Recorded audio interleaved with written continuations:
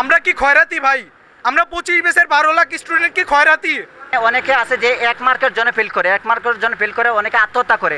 24 সালের পরীক্ষার্থীদের জন্য অটোপাস দেওয়া হয়েছে। 24 সালের এত বেনিফিট দেওয়া হইলো, তার পরবর্তীতে 25 সালের জন্য এই যে 33টা নতুন নির্দেশনা কেন ভাই? আমরাও তো সকল সমস্যা ফেস করছি, আমাদের কি কোনো সুযোগ সুবিধা দেওয়া যাবে না?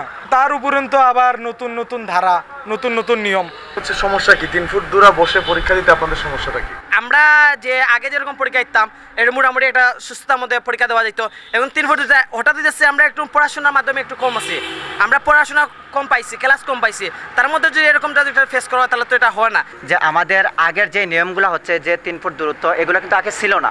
হ্যাঁ, বর্তমানে যে দাবিগুলো হচ্ছে এগুলো একটা বিভ্রান্তি। সর্বপ্রথম কথা, শিক্ষা উপদেষ্টা একটা প্রেস ব্রিফিংয়ে বলে যে কোনো খয়রাতি মার্ক দেওয়া হবে না।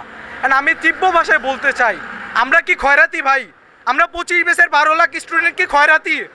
আপনি কেন এটা ইন্ডিকেট করে বলছেন? আচ্ছা, আপনারা না হয় খয়রাতি বলেন নাই, এই যে নিউজ চ্যানেলরা যেটা এটা পাবলিশ করছে তাদের বিরুদ্ধে কেন অ্যাকশন নেন নাই? 12 লাখ স্টুডেন্ট, এটা 12 লাখ ফ্যামিলি, তো এইখানে আপনারা অযৌক্তিক একটা বিষয় তুলে ধরছেন যে খয়রাতি ইন্ডিকেট করা হ্যান ত্যান।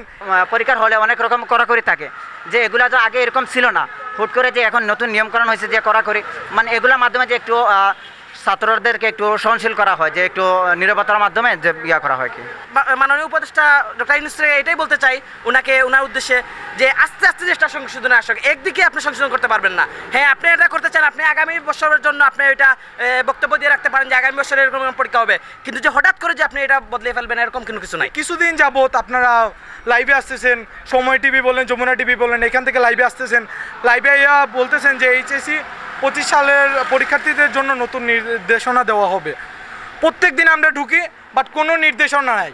আপনাদের যে কাজ ওইটা আপনারা কার্যক্রম করতেছেন, বাট ওইখানে তাহলে কেন ক্যাপশন দিলেন যে এইচএসসি 2025 সালের পরীক্ষার্থীদের জন্য নির্দেশনা?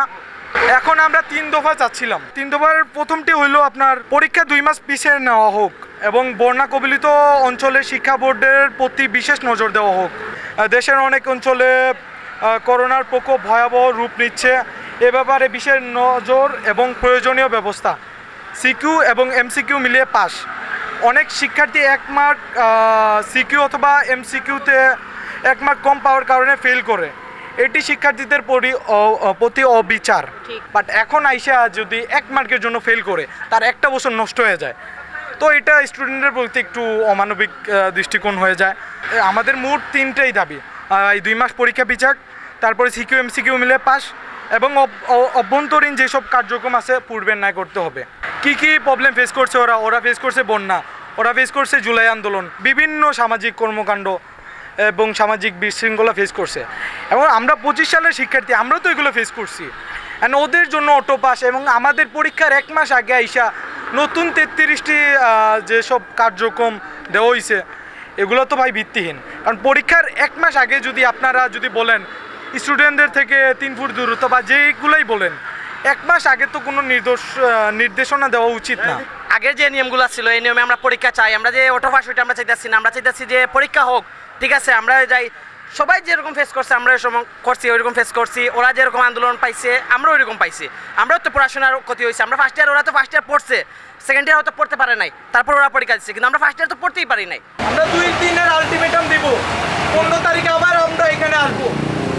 জেলা, সিলেট জেলা এবং শিক্ষা বোর্ডের আওতাধীন যতজন এইচএসসি পরীক্ষার্থী আছে 15 তারিখে আবার আসবে, যেদিন শিক্ষা বোর্ড খুলবে আমরা এইটা রেজাল্ট তোমাদের পাবলিশ করে দেওয়া হবে যে আমাদের কি জানানো হইলো, এবং ওই রেজাল্টের উপর ভিত্তি করে পরবর্তী পদক্ষেপ আমরা গ্রহণ করব।